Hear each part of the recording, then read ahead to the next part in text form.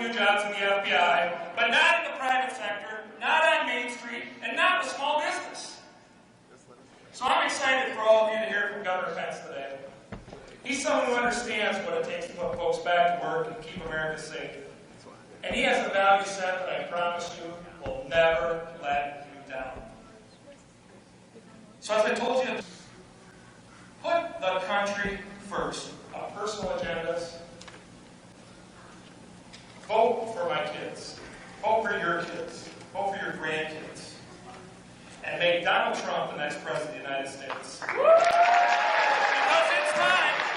It's time to make America strong again. It's time to make America safe again. It's time to make America one again. And by golly, come November, we're going to make America great again. Thank you. Thank you for what you've done. Thank you for what you will do. Let's get it done, folks.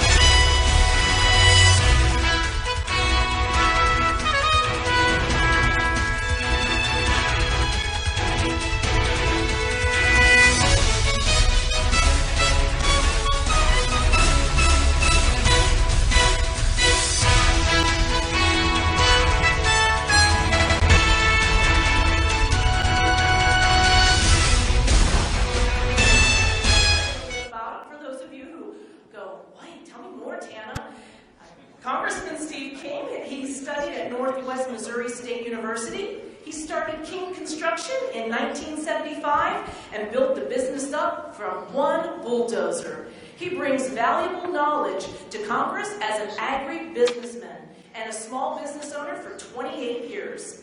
He served in the Iowa State Senate for 6 years.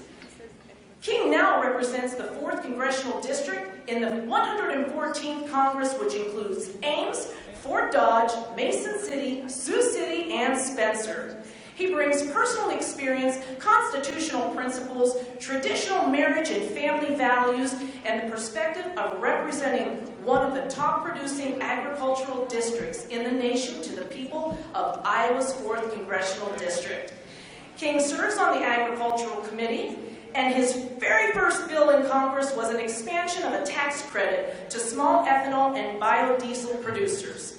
As 97% of Iowa's businesses are small businesses, King serves on the House of Small Business Committee so he can work to restrict government regulations that impede the growth of business and jobs.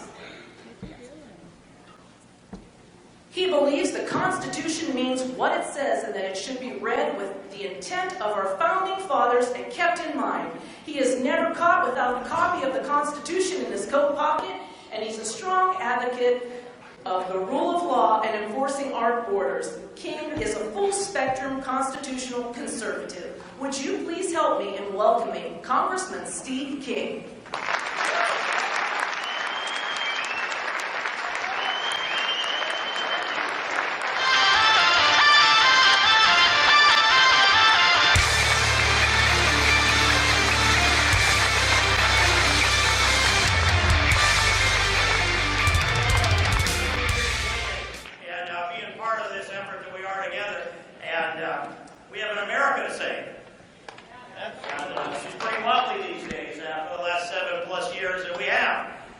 I have the privilege of being here to introduce Mike Pence.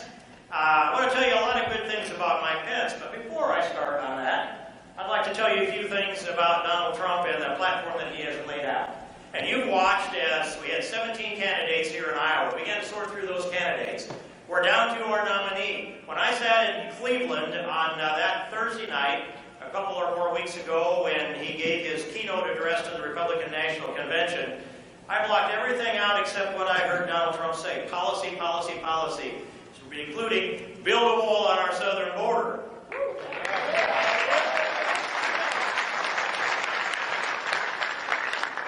And end sanctuary cities.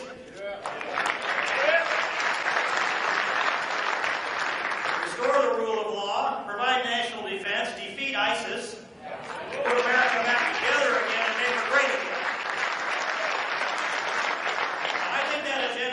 That night, we can go back through that speech, and that's a pretty good project for the next Congress in the first 100 days of the Trump-Pence administration that we have coming.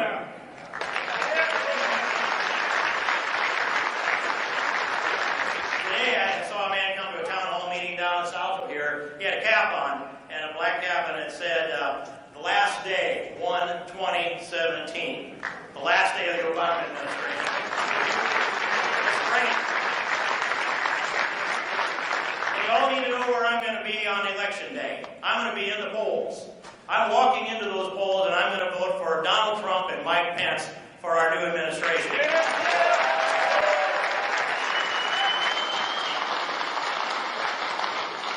I'm going to do my best to bring others with me, because this is important.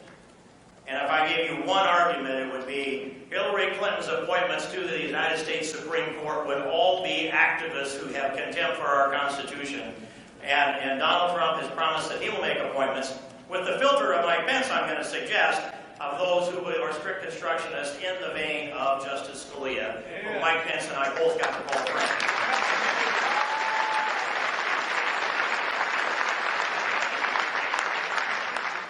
Great privilege of calling Mike Pence a friend.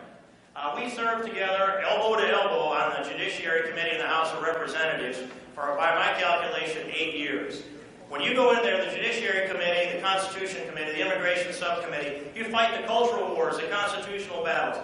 You know what a man is made of when you fight these battles together day after day after day. And sometimes when the crunch comes in, you find out what a person is made of. And And I do not think that there's another person in the country that would have been a better appointment for vice president than Mike Pence under Donald Trump as president. Not another one.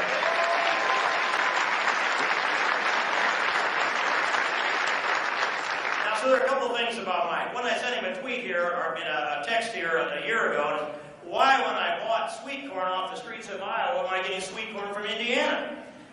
And then I have to go back and send him a little challenge, which is we built the world record, Guinness World Record popcorn ball in Sac City here a few weeks ago. We just eclipsed Indiana's world record, so now they've got to go back to work again.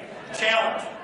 But one of those challenges also to Mike Pence when he was conference chair, when Obamacare was coming down on us heavy, in the hardest, darkest times I've ever had in my 14 years in the House of Representatives, we were talking with Mike and said, we need to get together in the members' chapel, and we need to pray. We need to ask for that relief from God because it's coming at us pretty hard. Mike got out his black hair, I think it was, and sent one email, and a few minutes later there were 24 members on their knees praying to God for guidance on Obamacare. Now, we haven't been delivered from Obamacare yet, but yet is the operative word. It will come, and it will come with this next administration. It will come with the Trump-Pence administration.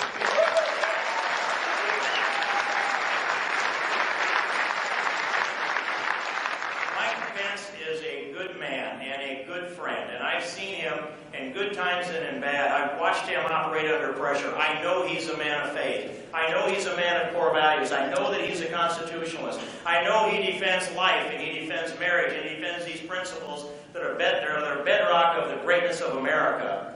And I can say this with a full throat here in front of all of you with great confidence and pride because I know him. Yeah. And I'm asking you, come out and get behind the Trump-Pence ticket. I also know Karen and love her also. Here's how this came to me. I once made an announcement several years ago. I said, I would support Mike Pence for any job, any promotion to which he would aspire, with the exception of Pope.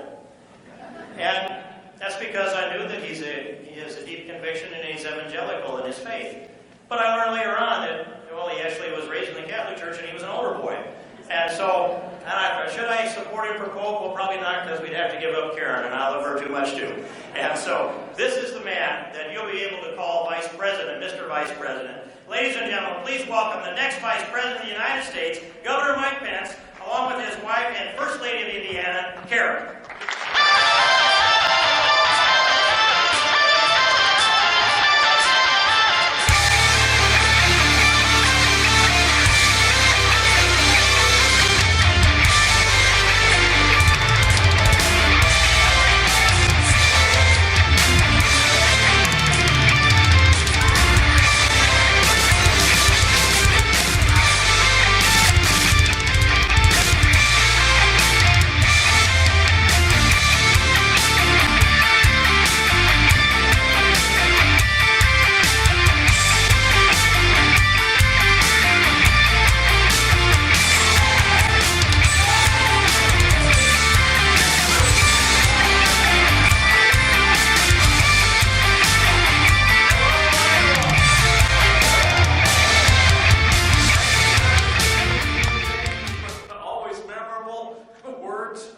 I served for 12 years on Capitol Hill. I never served with a harder working, more principled, constitutional conservative than Steve King. Steve, thank you so very much. Karen and I, thank you all for coming out today for this town hall and a conversation. And a few things I want to share, get off my chest before I get to what's on your mind. But let me tell you, it's just been a few short weeks since I stepped to a podium, profoundly humbled and honored, and accepted my party's nomination to run and serve as the next Vice President of the United States.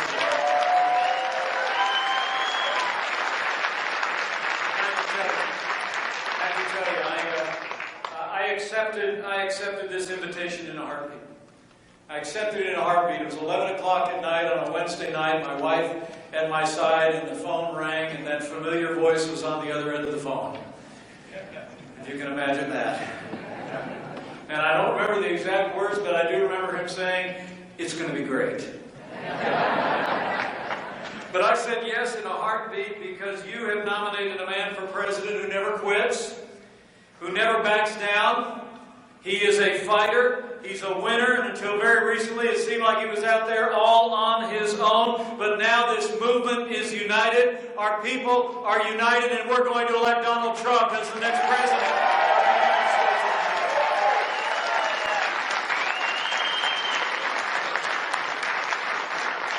I'm from south of Highway 40, so Sioux City feels real at home to me. You know, I'm a small town guy from southern Indiana, grew up with a cornfield in my backyard. Pretty plain-spoken people were the people I was raised with. And there's no other way I can describe it, having gotten to know this good man and his family, other than to say, Donald Trump gets it, right? I mean, he understands the aspirations and the frustrations of the American people more than any other American leader in my lifetime since Ronald Reagan. I truly believe that.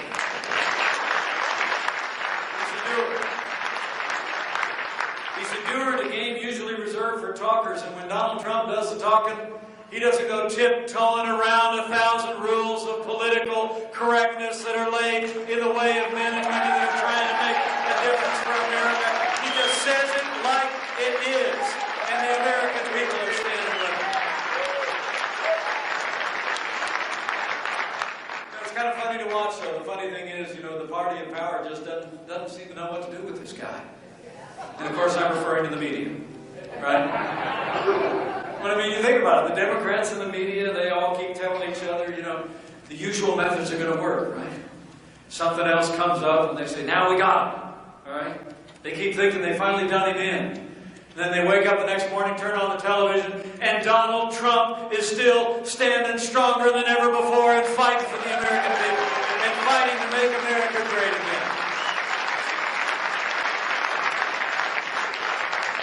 You know, I think it comes not from a career of building a global business, but having gotten to know this good man and his family, far off the campaign trail, as Karen and I and our kids have had a chance to do. I think it's because that while he's led a global business and built skyscrapers to the clouds, he's done it standing shoulder to shoulder with the men and women who do the work. I mean, to see him at his place of business, you see that the ground is level around Donald Trump. I mean, he spends as much time talking to the people that are grooming the lawns and laying the bricks as he's talking to the other CEOs and the other executives. I mean, the truth of the matter is Donald Trump has never forgotten the people of this country who work with their hands, who grow the food, who build our roads and our bridges, who tend to our sick, who teach our kids. And most importantly, he has never and will never forget the men and women who serve on the thin blue line of law enforcement in this country. And we show the law enforcement officers here who are present with us today how much we appreciate all that they do to protect our families.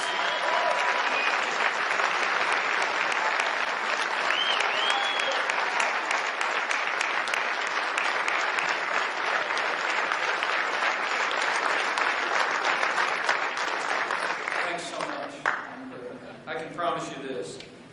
As the Chief Law Enforcement Officer of the United States of America, a President Donald Trump will support our law enforcement community with the resources they need to protect our families and go home safe to theirs. He will fight every day as President to restore law and order back to the streets and neighborhoods of every city and every town in America.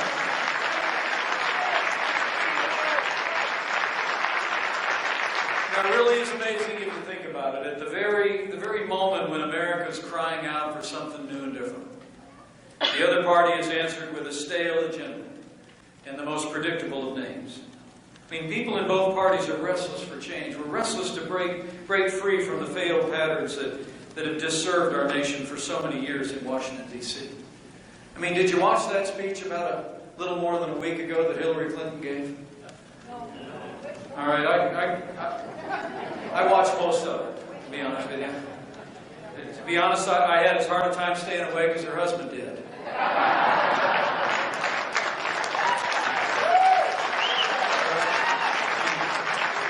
I mean, seriously, it wasn't just that it was kind of long. but it was kind of late. It was the same old, wasn't it?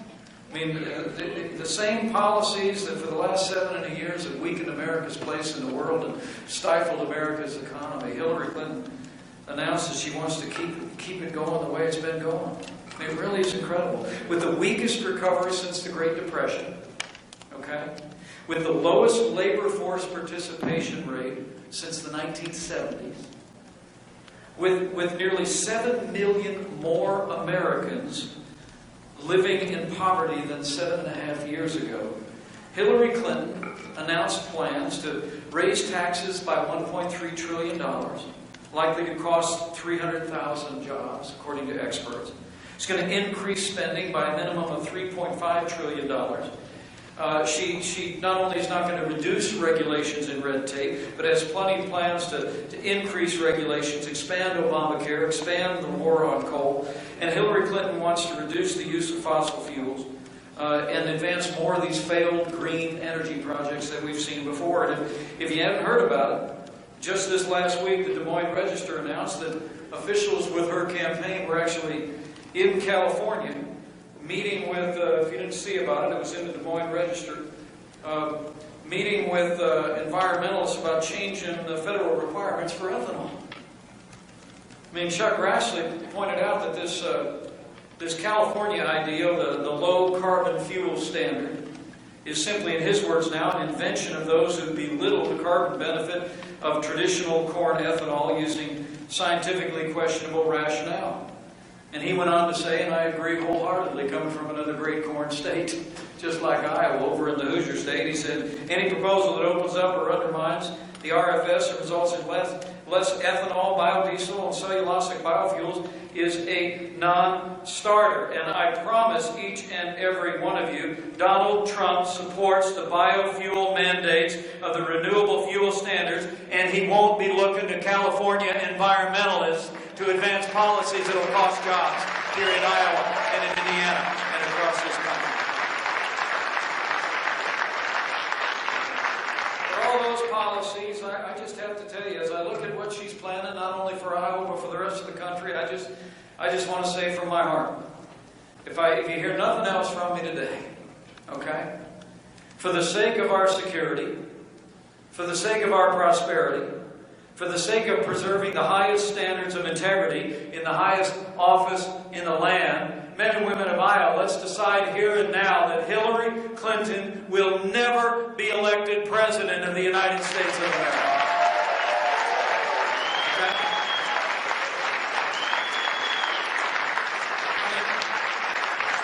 Truthfully, they tell us this is the best that we can do. But you all know it's nowhere near the best that we can do. It's just the best they can do. And when Donald Trump becomes President of the United States of America, he's going to fight to cut taxes, roll back regulation, repeal Obamacare, and get this economy moving again for everyone in this country.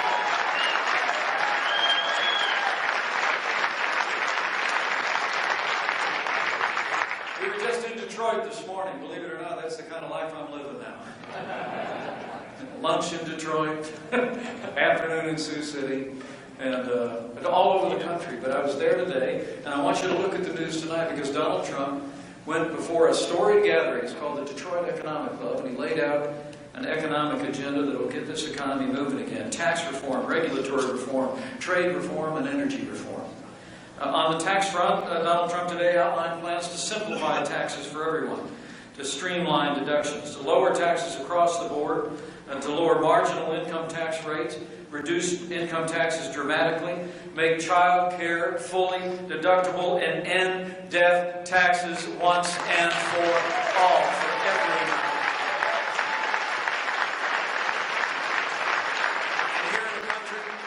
Here in a country where we have one of the highest corporate tax rates in America today, Donald Trump talked about lowering the corporate tax rate to 15% so that businesses, large and small, startup businesses can compete here in Iowa, compete in America, and compete with the world.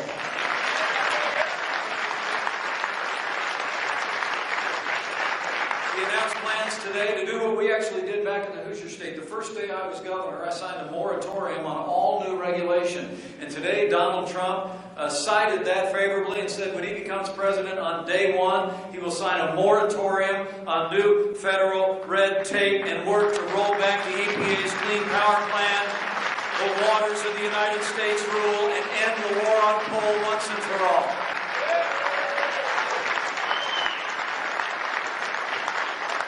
Tougher trade deals, renegotiating NAFTA, pulling out of TPP, holding China accountable for currency manipulation, and on the energy front. So important in this great nation.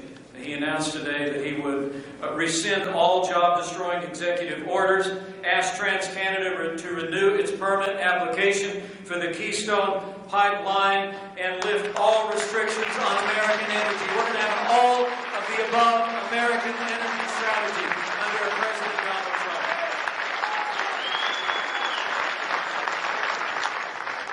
Now, President Obama was heard from last week on this topic. Seems like he's had a lot to say about the presidential campaign. Last week he actually said, that my new boss was, quote, woefully unprepared to do this job. Well, honestly, I mean, President Obama, I got to admit, he would know a lot about what it is to be woefully unprepared to be president of the United States. But what bothered me is he went on to say that Donald Trump lacks the basic knowledge of critical issues, that he, in effect, lacks the judgment to be president of the United States. And I just have to tell you, Steve King and I served on that Judiciary Committee together. I also served for more than a decade on the Foreign Affairs Committee. I watched the hard-fought gains of American soldiers in Afghanistan and Iraq, and I watched the judgment of this administration, of Barack Obama and Hillary Clinton, squander those hard-fought gains. It's extraordinary to think about it. 7.5 years of Barack Obama and Hillary Clinton's leadership on the world stage has weakened America's place in the world. You see terrorist attacks inspired at home and against our allies abroad. Even in this last week, another attack in Belgium. And last week, a Catholic priest laid to rest, murdered by ISIS terrorists in the very pews of his own church. An attempted coup in an ally. A map of the wider Middle East that is almost unrecognizable from the day that Barack Obama was sworn in as president. For all the world, it looks like the world is spinning apart. You know, history teaches us that weakness arouses evil. And I truly do believe that Hillary Clinton and Barack Obama's foreign policy of leading from behind, moving red lines, feigning resets with Russia, the rise, rule, and reign of ISIS are a testament to this truth of history. And then we just found out last week, after that disastrous agreement with the radical mullahs in Iran that transferred $150 billion with illusory promises from them about a nuclear program. Then we found out that on the very same day that 4 Americans were released, this administration authorized the delivery of $400 million in currency. And the administration says it wasn't a ransom payment. Well, let me promise you this. When Donald Trump is the leader of the free world, America won't be paying ransom to terrorists. Terrorists and their sponsors will be paying a price for threatening or detaining or harming the people of the United States of America.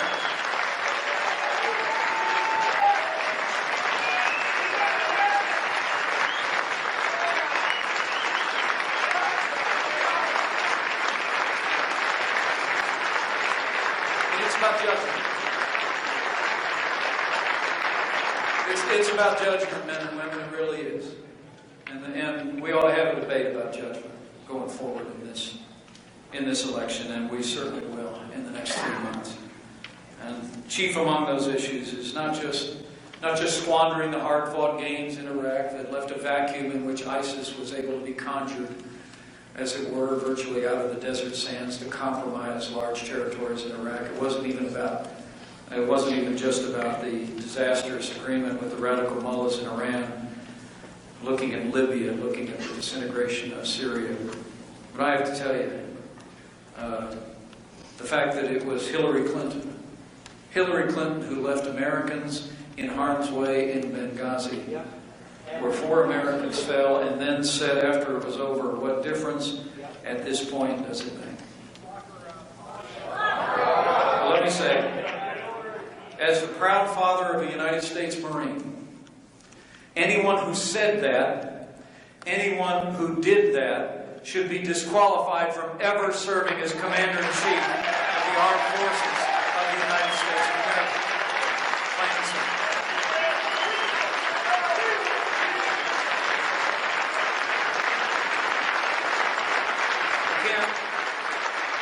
We just can't have 4 more years apologizing to our enemies and abandoning our friends. America needs to be strong for the world to be safe. And I promise you, Donald Trump will rebuild our military, rebuild our coalitions, demand operational support from our allies, and he will organize and confront Islamic terrorism at its source and protect this nation. Donald Trump will lead on the world stage with strength from the first day he becomes president.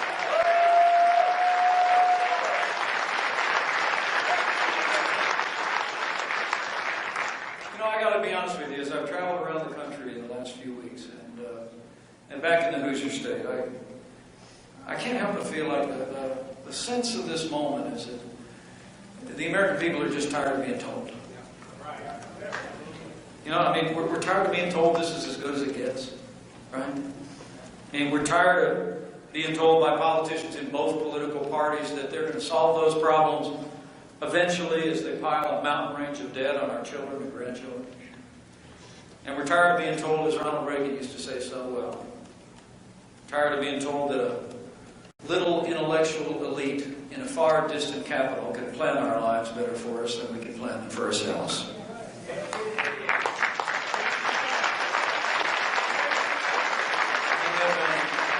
As this election approaches, one more thing I wanted to mention to you before I close and get to your questions, and that is that Steve King just mentioned this as well. You know, we're about to elect a president for the next 4 years, but that president will likely define the course and direction of the Supreme Court of the United States of America for the next 40 years. And we better think very carefully about what that means. I mean, you got one of my favorite constitutional conservatives sitting back here. Give him another round of applause.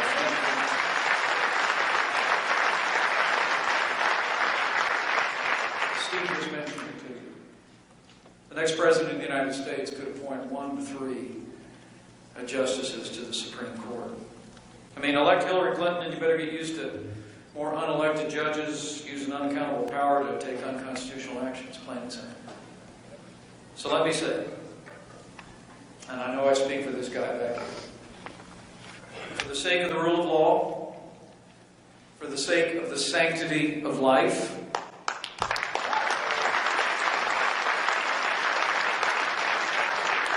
for the sake of our Second Amendment to the Constitution of the United States, for the sake of all of our God-given liberties, we must ensure that the next president making appointments to the Supreme Court of the United States of America is President Donald Trump.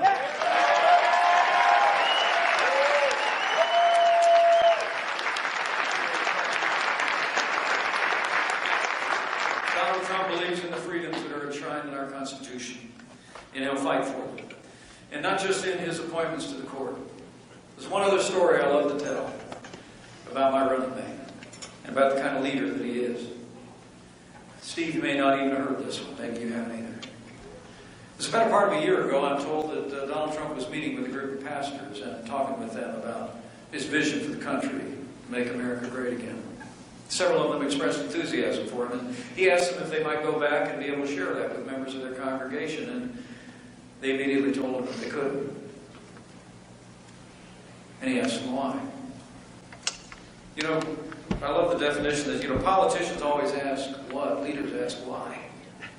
And Donald Trump asked why. And they pointed out to him that back in 1954, a senator by the name of Lyndon Johnson actually added a provision to the Internal Revenue Code that prohibits tax-exempt organizations, including faith-based organizations, churches, synagogues, and the like, from endorsing or opposing any candidate for public office. Some of you have heard that before. Some of you have heard that churches in this country live under a constant threat of losing their tax-exempt status if they say the wrong things in the pulpit. Well, I have to tell you, as a student of American history and the American founding, I happen to know that some of the greatest speeches during our season of fighting for independence were printed pamphlets that were not political speeches, they were sermons that were distributed throughout the 13 colonies. Slavery was brought to an end because of the moral voices that emerged from the likes of Harriet Beecher Stowe's father and others who thundered from the pulpit about the vision of equality. In fact, the civil rights movement itself was minted in the very pews in Montgomery of Dr. King's church. Karen and I have stood there with some of the people who prayed and sang and then marched with Dr. King. It is true that the voices of people of faith have ever been a driving force for good in this country. So I couldn't be prouder to tell you that a few short weeks back, for the first time in the history of the Republican Party, our platform includes a commitment to repeal the Johnson Amendment and take the restraint off communities of faith to be able to exercise the freedom of speech in this land of the free.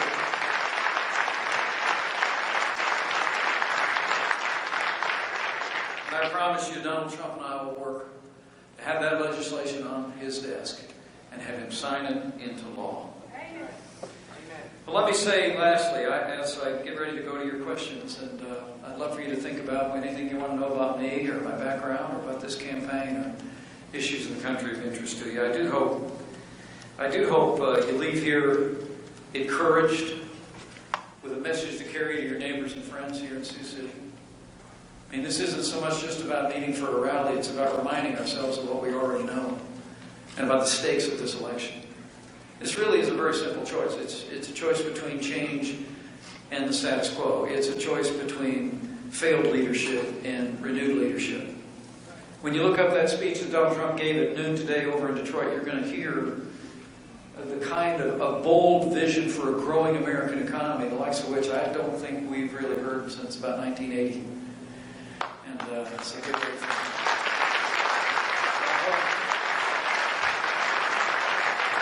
I hope you also leave here today encouraged, if you're so inclined, to avail yourself of the strength that it takes to give voice to our values. You know, Steve gave me a nice introduction. I'm going to take him on the road. He was pretty excessive today. But he knows the introduction I prefer is a little shorter. I'm a Christian, a conservative, and a Republican in that order.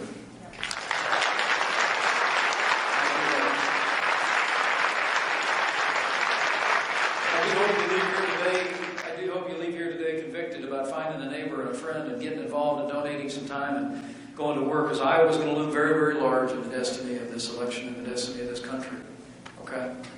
But I also hope if you're anything like Karen and me, that if you occasionally bend the knee, that you do that in these troubled times, these challenging times at home and abroad. Because I still believe with all my heart that what's been true for millennia is still true today. That if his people, who are called by his name, will humble themselves and pray, that he will again hear from heaven and he will heal our land.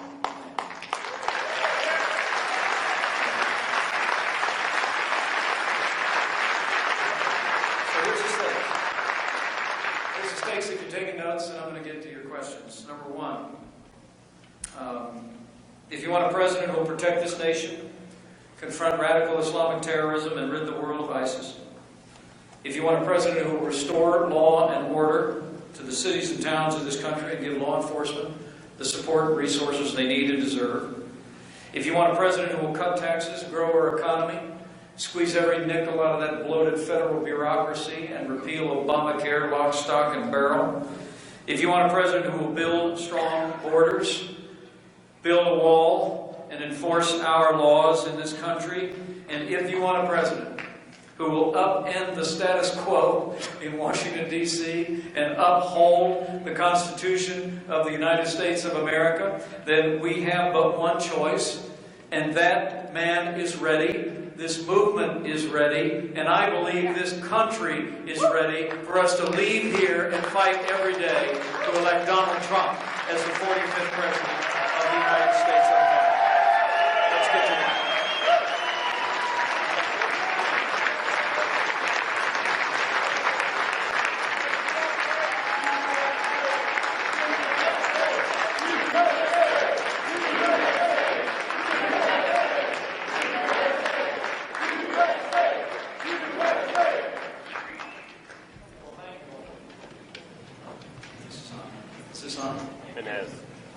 Thanks for letting me get that off my chest. I really do think it's important that we take some time to remind ourselves what we already know. Because we got 3 months to go. And I just want to say to you, as I get ready to go to your questions or comments, I really do believe all the television commercials in the world, all the talk shows in the world, all the mail pieces and radio ads, newspaper articles, don't matter a fraction of when you go talk to somebody who's known you, or worked with you, or lives by you, and say, you know what, here's really why we need Donald Trump as our next president. And so I hope you leave here today with that burden and go out and share that story with passion and sincerity. Go ahead. And I'd love to hear the first name. You can slip your hand in the air if you've got a question or comment. So we got Gerald here in the front. He's a veteran, and he's got a question for you, Governor Pence. How about a round of applause for all of our veterans? Would our veterans please stand up? Stand up or raise your hand if you're otherwise able. Let's give a big round of applause for Gerald and all of our veterans who are with us today.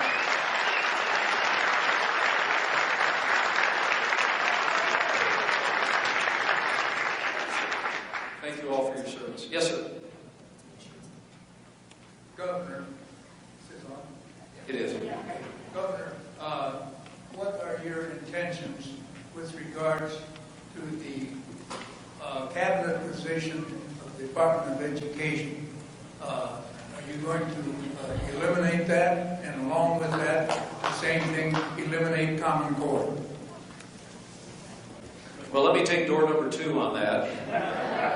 Okay, I think Indiana was one of the first states in the country to legally withdraw from Common Core and write standards of our country.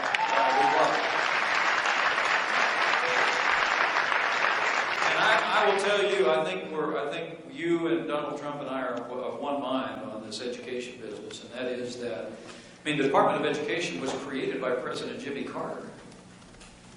It hasn't been around that long. And I'll tell you what, Donald Trump and I believe education is a state and local function that ought to be controlled by parents and teachers and administrators right here in Sioux City.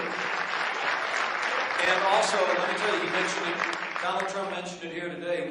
We are going to be passionate about this point. Donald Trump, I'm proud that Indiana has the largest school voucher program in the country, and Donald Trump is going to fight to open educational choice opportunities for every American child, regardless of your income or your area code.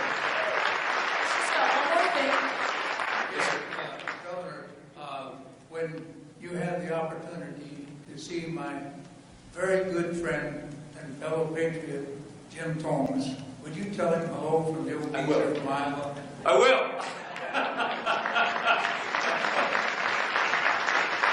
Senator Thomas is a great guy. Good. I will tell him hi for you. Yes. We have another veteran who's got a question. Yes, sir. Well, I'd like to make a statement first. Please. We've had almost 7.5 years of a disastrous, treasonous president. We have to replace him.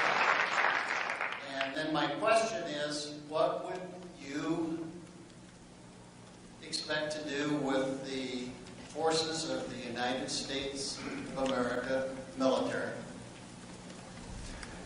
Well, as I mentioned, my father, and thank you for your service, sir. Appreciate it very much, Navy. My father was a combat veteran in Korea. My son is a United States Marine. The truth of the matter is that our military has been hollowed out under this administration.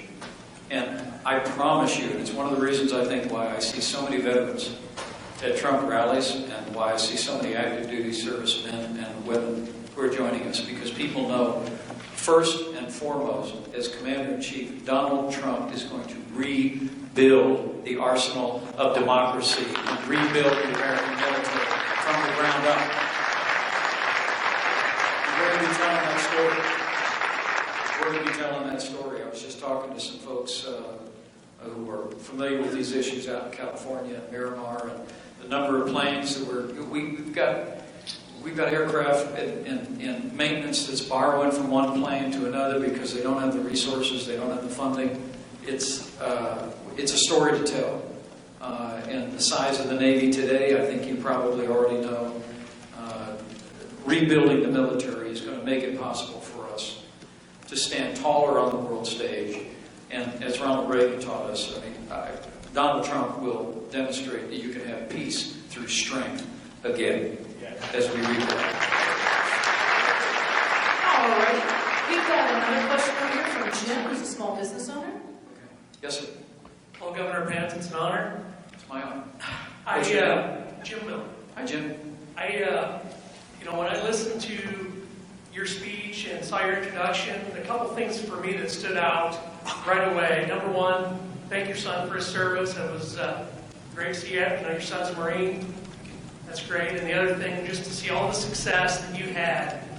It wasn't surprising that you came out on top in the VP selection there. It surprised me. When you see all the success you had there in Indiana, I'm really excited to hear what things that you had success with in Indiana are you going to be able to duplicate now with our next president? Well, what a great question. It's Jim, right? Thank you. And we'll pass that along to Michael. Karen is probably already texting it right now, so thank you. As number one, I really meant it. There were a great number of extraordinary men and women who were considered for this position, and I was very humbled to be on the list, and couldn't begin to express how honored my family and I are at this opportunity. But I think, actually, one of the reasons I think, you'd have to ask him directly, that informed Donald Trump's invitation for us to join this team had to do with what we've done in Indiana. And the reason I say that is because so many times he's constantly, we're Hoosiers, we're a little bit like people from Iowa. We don't toot our own horn, too much. We're kind of modesty's in our DNA, you know what I'm saying? And so, but he's always telling me, he says, tell the story of what you did in Indiana. Because in Indiana, about 10 years ago, Indiana found ourselves in a position that a lot of other kind of failing states across the Midwest. It was a little more than 10 years ago, but we were hundreds of millions of dollars in debt. Taxes were too high. Our schools had gone unreformed for a generation. Infrastructure had been neglected. And then we just took a decisive step in the direction of common sense conservative principles, put them into practice. And my predecessor managed to put our fiscal house in order, so I was able to arrive as governor and begin to take that race car around the track, and so we did. From the time I became governor, we had a moratorium on all new regulations in the state of Indiana to roll back red tape on small businesses. Donald Trump announced today he's going to do that on day one when he becomes president of the United States. My first year in office, I signed the largest state tax cut in Indiana history, and we've managed to cut taxes every single year that I've been governor, $3.5 billion in tax cuts.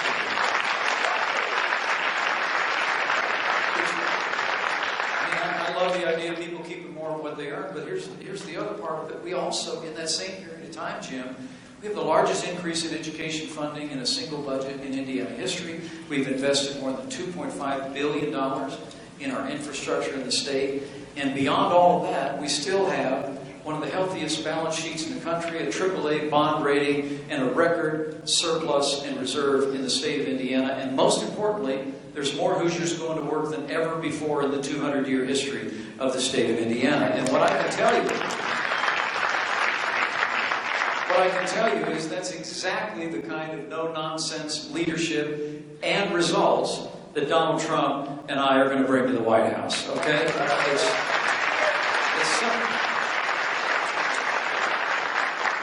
It's live within your means, let people keep more of what they earn, invest in the ways that can support a growing economy and well-educated people, and take 3 steps back, and the American people know how to prosper, right? So it's work. We call Indiana a state that works, and Iowa's got a state that works as well, with your great governor Terry Branstad. But get ready to see a lot more of that at the White House with Donald Trump. Larissa over here from Sioux City, she's got a question for you. Hi, what's your name? Larissa. Larissa, hi. Hi. What's your plans with the railroad? Because there's currently 5,000 layoffs alone, and that's just because the bottom's not for coal. So what's your plans with the railroad? And do you plan on using the railroad retirement to pay off national U.S. debt? Well, that's a fresh question for me. And you related the railroad issue to coal? Yeah, railroad to coal, transportation, and the rest. Let me get your email and see if I can get you a more detailed answer about what the policies of the Trump campaign might be at this point, or things that our candidate has said about railroad infrastructure in particular. But look, I'd say 2 things about it. Number one is in very broad terms. In America we do 3 things particularly well. We make things, we grow things, and we move things. Right? Okay? And so making sure that we continue to be a country that creates things. Take a look at Donald Trump's speech today. You're going to hear about a number of policy proposals that are all designed about seeing jobs created here in this country again, manufacturing coming back in this country again through tax reform, regulatory reform, smarter and tougher trade deals, and energy.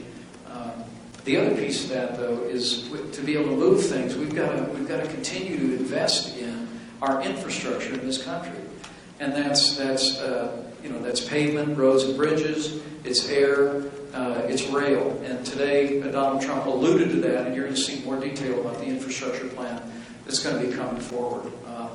With regard to the relationship with coal, Indiana, southern Indiana is a big coal state. I'll just promise you. Donald Trump is going to end the war on coal on day 1 of his administration. We're going to free up coal production in this country for the American people, for the American economy. And we're running against someone who promised, and I'm paraphrasing because I don't have it memorized, he promised to put coal businesses and coal miners out of work. And so big contrast there. But if you slide our guys your email, I'll get you a specific answer. Anything else we've done specific to railroad? It's a great question. Okay. We have one more question, and This will be our last question of the evening. This is Andrew. He's a PhD student in Texas. And I'm from rural Iowa, Seymour, Iowa. Okay, good. So, who left? 1,200 people. I saw several people in the front row go to Texas. Yeah. My home is here, but I was... Nice to see you. One of the things that is really important to me, I'm an independent, so I'm trying to figure out is caring for the least of these. And one of my dear friends is a man who is wheelchair-bound with cerebral palsy, who badly wants to work, but often really struggles to find someone who will hire him. And so 26 years after the ADA, I guess my question would be, how do we expand job opportunities, not just for those of us who can work more easily, but for those who have disabilities that need to be taken into account. So, yeah. What's your friend's name? My friend's name is Justin, and he's excellent and has a master's degree, but still really struggles to find someone who will employ him. So, awesome. Awesome guy. Yeah, one of my best friends in high school was Eddie Jefferson, and he had cerebral palsy, and just an amazing guy, still one of the great inspirations of my life. So I hope you'll give Justin our congratulations and thanks. I think there's a lot of great things happening in the private sector in this country today.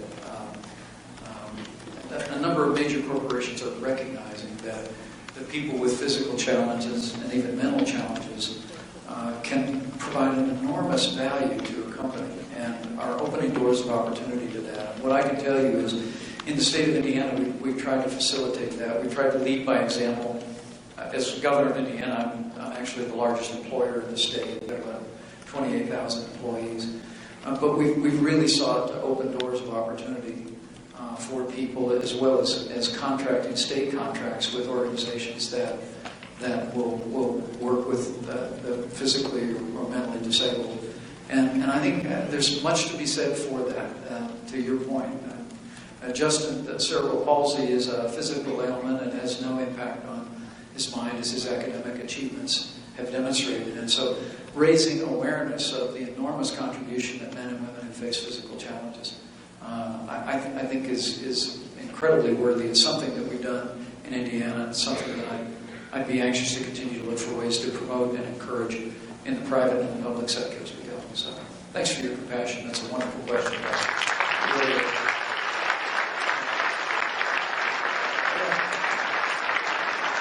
around and say hi to a few of the folks, particularly some of these kids that are here. But let me at least leave you with one word of admonition, and that is, folks, it is August 8th today. It is Monday, and election day in November is just around the corner.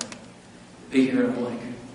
You've already demonstrated by taking time on a busy Monday afternoon to come here and hear from the B-list Republican celebrity, right?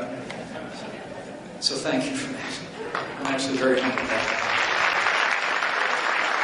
So I just want to say to all of you, oh, thank you very much. It's very kind.